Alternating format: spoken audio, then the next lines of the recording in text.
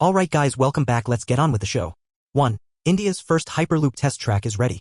India's first Hyperloop test track, developed by IIT Madras with support from the Ministry of Railways, is now ready. The track stretches 422 meters and aims to revolutionize long-distance travel. It's designed to allow travelers to go from Delhi to Jaipur in just 30 minutes. The Hyperloop system uses special capsules inside vacuum tubes, reducing friction and enabling speeds close to Mach 1, the speed of sound. This project is expected to enhance safety, energy efficiency, and be weatherproof, setting the stage for future commercial use. 2. Jaishankar criticizes Bangladesh's claims against India. India's External Affairs Minister S. Jaishankar recently criticized leaders in Bangladesh for blaming India for their internal issues. Jaishankar emphasized that Bangladesh needs to decide what kind of relationship it wants with India. He also reminded them of India's significant role in helping Bangladesh achieve independence in 1971. Jaishankar expressed concerns about attacks on minorities, especially Hindus in Bangladesh, and stated that India has raised these issues publicly. 3. Foreign investors moving funds from India to China. Foreign institutional investors (FIs) are pulling out investments from India and moving them to China. On February 24, 2025, FIs sold Indian stocks worth 6,287 rupees crore. Over 3 rupees lakh crore has been sold since October 2024. The Chinese stock market, especially the Hang Seng Index, has seen impressive growth, attracting investors. While some analysts believe it's not just sell India, buy China, India's market is facing challenges like expensive valuations and global economic uncertainties. 4. Canada's new immigration rules impacting Indian nationals. Canada has introduced new immigration rules that could affect thousands of Indian students, workers, and tourists. The rules give border officials more power to cancel study and work visas under certain conditions, such as false information or criminal records. This change comes after Canada suspended the Student Direct Stream (SDS) visa program in 2024. The new rules could cause delays and uncertainties, particularly for students and workers who might have their permits unexpectedly cancelled. 5. Trump criticizes Tesla's potential factory in India.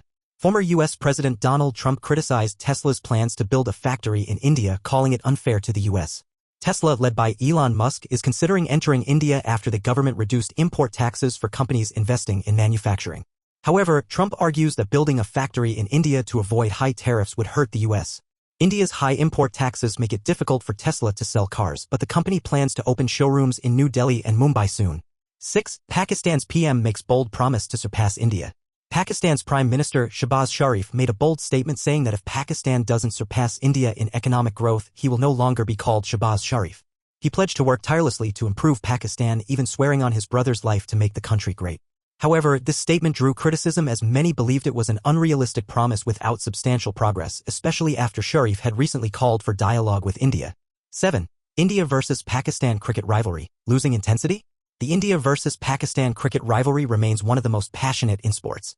However, recent results, especially India's dominant wins, have made some question whether the rivalry is losing its intensity. Pakistan's cricket struggles have contributed to this shift, with India winning most of the encounters. Despite this, the hype around the games is still massive, drawing large crowds and high viewership. Experts believe that the rivalry now relies more on history and marketing than the quality of the games. 8. Delhi's liquor policy faces financial losses.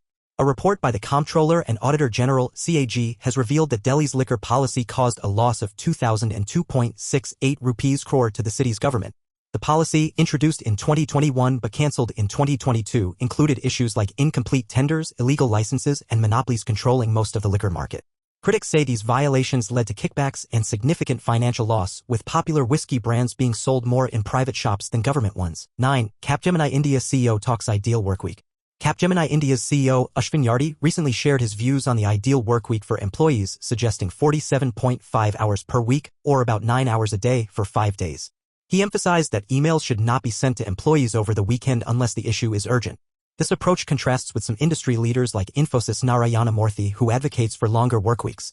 Yardi also pointed out that companies need to adapt to the younger IT workforce by offering flexible career planning and regular feedback. 10. Tamil Nadu Chief Minister criticizes delimitation exercise. Tamil Nadu's Chief Minister M.K. Stalin strongly opposed the delimitation exercise, which aims to redrawing parliamentary constituencies based on population.